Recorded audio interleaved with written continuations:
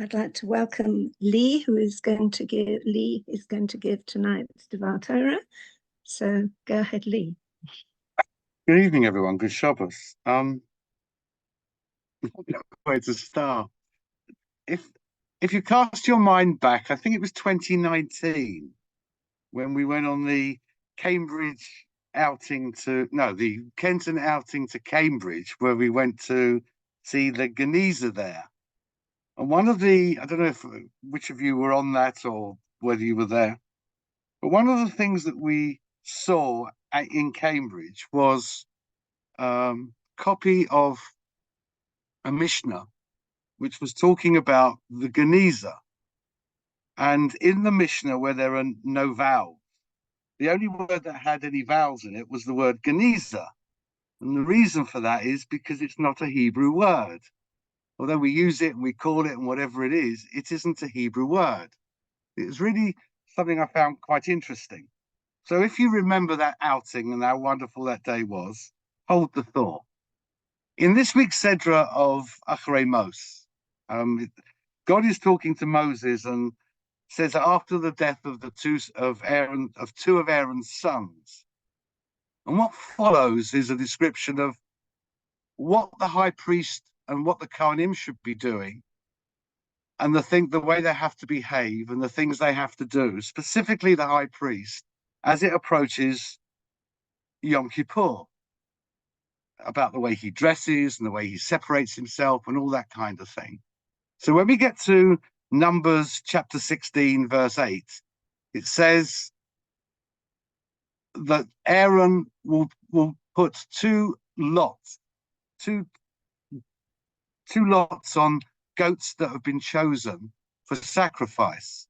The word that is used for lots is a gorol, so they pick out two goats and they draw lots as to which one is going to be used. One of them is going to be used as a sacrifice to God, and the other one is going to be taken out somewhere into Jerusalem and thrown over a cliff.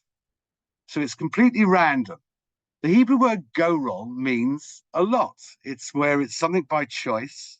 It is a modern Hebrew word as well. Hang on, somebody wants to come in. It is a modern Hebrew word as well. And the Torah uses the word gorol when it talks about this. It's completely random. You don't know which one's going to be chosen. It's an even-handed. And so one goat is offered up to God before Aaron enters into the Holy of Holies. And the other one, as I say, is thrown over a cliff. Hence we get the word scapegoat, because it is supposed to represent all of Bnei Yisrael's sins, and that's why it's cast away. When we think of lots, though, we don't tend to use the word gorol. We use a different word because we have a festival called Purim, which means lots.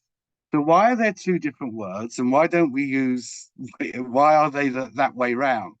Well, gorol is a Hebrew word, definitely a Hebrew word.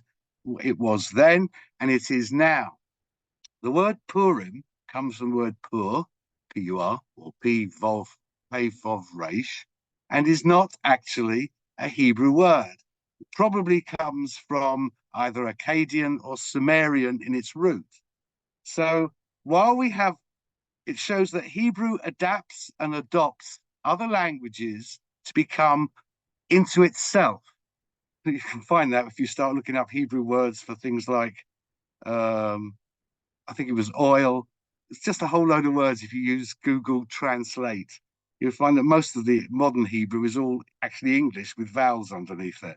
But what I'm saying is it's very surprising that Purim, which is a month before the festival we've just celebrated, but is not actually a Hebrew word, and yet it has such significance at that time. So it just shows that while we stick to our routines and we stick to our customs and traditions, we actually are very open to adopting and adapting other words, other languages into our own use. And as Reuven will say, that he's got an Ivrit class on Monday night, and therefore we should all be learning another language so that we can sit here fluently and not have to speak in English, but speak in Hebrew. Shabbat Shalom, everybody. Shakar, thank you very much, Leigh. The Hebrew month's also not Hebrew, some of them. Okay, thank you very much. That was very nice. Stuart, we're very delighted that you're going to do Kabbalat Shabbat for us. Thank you. Thank you, Irene. Shabbat Shalom, good Shabbos, everybody. When we're ready, we'll use it nefesh.